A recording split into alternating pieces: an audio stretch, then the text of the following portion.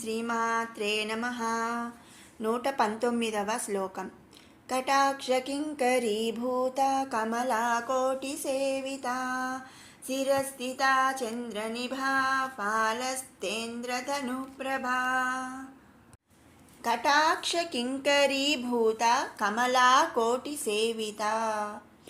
దేవి యొక్క కటాక్ష వీక్షణములు కొరకు సేవకురాండ్రుగా వేచియున్నట్టి కోట్ల కొలది లక్షలచే సేవింపబడుచున్నది అని ఇక్కడ మనం చెప్పుకోవచ్చు అనమాట. అంటే ఏంటంటే శ్రీదేవి యొక్క కటాక్ష వీక్షణముల కొరకు కోట్ల కొలది లక్ష్మీదేవులు వేచి ఉండి ఆ దేవిని సేవించుచున్నారు. దేవి యొక్క కటాక్ష వీక్షణములు ఎవరిపైన ప్రసరించునో వారు బ్రహ్మ అంతం అంటే ఈ సృష్టి యందు బ్రహ్మనాశనము అగునంత వరకు కూడా లక్ష్మి వరించున్నది అని అర్థం అన్నమాట.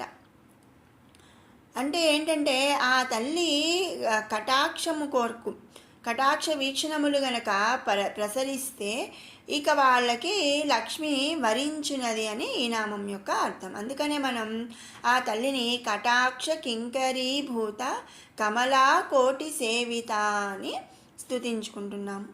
తర్వాత నామం శిరస్థిత. శిర అంటే శిరము, స్థిత స్థితిగా, శిరము స్థితిగా కలిగి ఉన్నట్టిది అంటే శిరమునందు ఉండునట్టిది అని ఈ నామం యొక్క అర్థం. మరి మనం ముందు నామాల్లో చెప్పుకున్నాము కదండి, బ్రహ్మరంధ్రమునందు సహస్రారమే ఆ తల్లి యొక్క ఆసనము అంటే ఆ బ్రహ్మరంధ్రంలో ఉండే సహస్రారమే ఆ తల్లి నివాసము అని మనం ముందు నామంలో చెప్పుకున్నాము. మరి బ్రహ్మరంధ్రము ఎక్కడుంటుంది అంటే నడిని ఎత్తిన ఉంటుందని కూడా మనం చెప్పుకున్నాం కదా. కాబట్టి ఆ తల్లి శిరమునందు గల బ్రహ్మరంధ్రమునందు ఉండునట్టిది కాబట్టి మనం శిరస్థిత అని స్తుతించుకుంటున్నాము. తర్వాత నామం చంద్రనిభా. చంద్ర చంద్రునితో, నిభా సమానమగునట్టి శక్తి స్వరూపురాలు అనగా శిరసునందు కల బ్రహ్మరంధ్రమునకు క్రింద భాగమునందు కల శక్తి కూటమి చంద్రుని యొక్క స్వరూపముగా వర్తిస్తారు. అందువలన దేవి చంద్రనిభా అని పిలువబడుచుంది.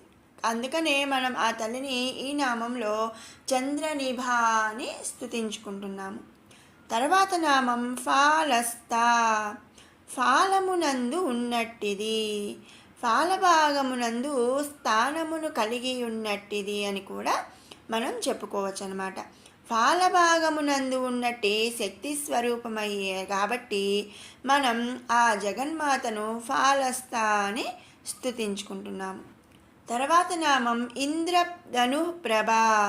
ఇంద్రధను అంటే ఇంద్రధనస్సు వలె, ప్రభా వర్ణములు కలిగినటువంటి కాంతులతో ప్రకాశించినట్టిది.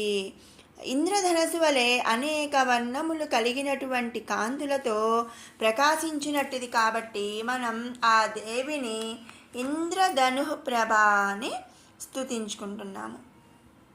120వ శ్లోకం. హృదయస్థార విప్రఖ్యా త్రికోణాంతరదీపికా దాక్షాయణీ దైత్యహంత్రీ దక్షయజ్ఞ వినాశిని. హృదయస్థ హృదయమునందు, స్థా అంటే స్థానమును, హృదయమునందు స్థానము కలిగి ఉన్నట్టిది అని ఈ నామం యొక్క అర్థం అన్నమాట. హృదయమునందు స్థానమును కలిగినట్టిది దేవి ధ్యానము వలన మాత్రమే కనుగొలగినటువంటిది. లేదా పరతత్వము కలిగినటువంటి బీజమునకు హృదయమని మరొక అర్థము ఉంది. ఇంకొక విధంగా చెప్పుకోవాలి అంటే ఉపనిషత్తుల అందు నిగూఢమైన అంతర్యముగా ఉన్నట్టిది అని ఈ నామానికి మరొక అర్థం చెప్పుకోవచ్చు. కాబట్టి హృదయమునందు స్థానము కలిగి అలాగే ఉపనిషత్తుల యందు నిగూఢమైన ఆంతర్యముగా ఉన్నట్టిది కాబట్టి మనం ఆ జగన్మాతను హృదయస్థ అని స్తుతించుకుంటున్నాము. తర్వాత నామం రవి ప్రఖ్య. రవి అంటే సూర్యుడు, ప్రఖ్య అంటే ప్రకాశించినట్టుంది. సూర్యుని వంటి సమమగు కాంతితో ప్రకాశించినట్టిది అని ఈ నామం యొక్క అర్థం అన్నమాట. అనగా హృదయమునందు సూర్యమండలము ఉన్నది. ఇది శ్రీ విద్యలో ద్వితీయ కూటమి. ఈ కూటమిని ధరించి ఉన్నట్టి స్వరూపురాలు కాబట్టి ఆ జగన్మాతను మనం రవిప్రఖ్య అని స్తుతించుకుంటున్నాం. తర్వాత నామం త్రికోణాంతర దీపిక. త్రికోణమునందు దీపిక అంటే దీపము వలె ప్రకాశించినట్టిది.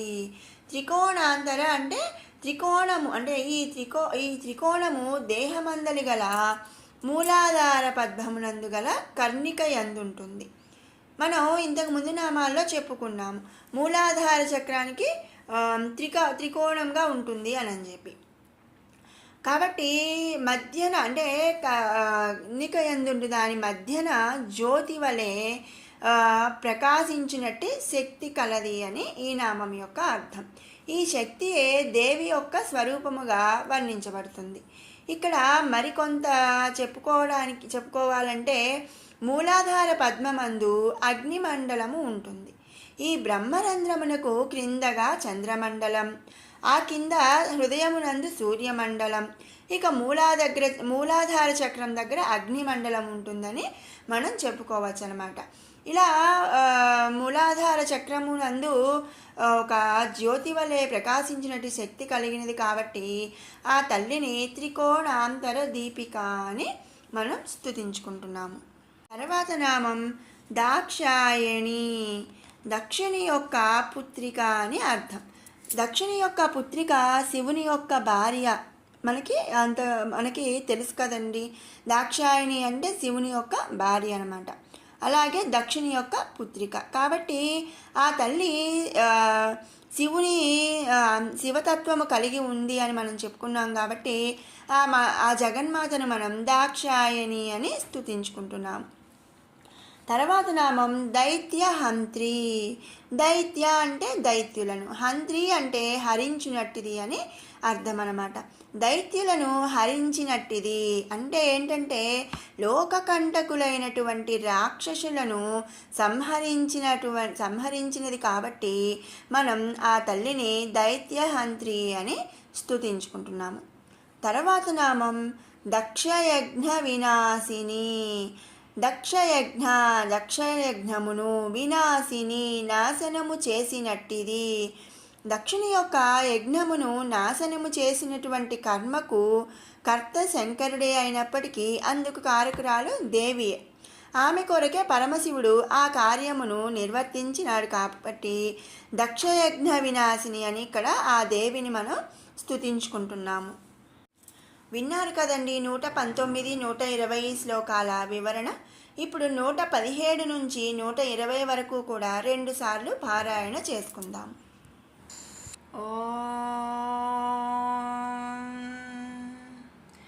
ధ్యానం అరుణాం కరుణాతరంగితాక్షీం ధృతపాశాంకుశపుష్పబాణచాపాం అణిమాధిభిరావృతాం మయూకైః అహమిత్యేవ విభావయే భవానీం. ధ్యాయేత్ పద్మాసనస్థాం వికసితవదనాం పద్మపత్రాయతాక్షీం హేమాభాం పీతవస్త్రాం కరకలితలసద్ధేమ పద్మాం వరాంగీం సర్వాలంకారయుక్తాం సకలమభయదాం భక్తనమ్రాం భవానీం శ్రీవిద్యాం శాంతమూర్తిం సకలసురనుతాం సర్వసంపత్ప్రదాత్రీం సకుంకుమవిలేపనామళికచుంబికస్తూరికాం సమందహసితేక్షణాం ససరచాపపాశాంకుశాం అశేషజనమోహినీ మరుణమాల్యభూషోజ్వలాం జపాకుసుమబాసురాం జపవిధౌ స్మరేదంబికాం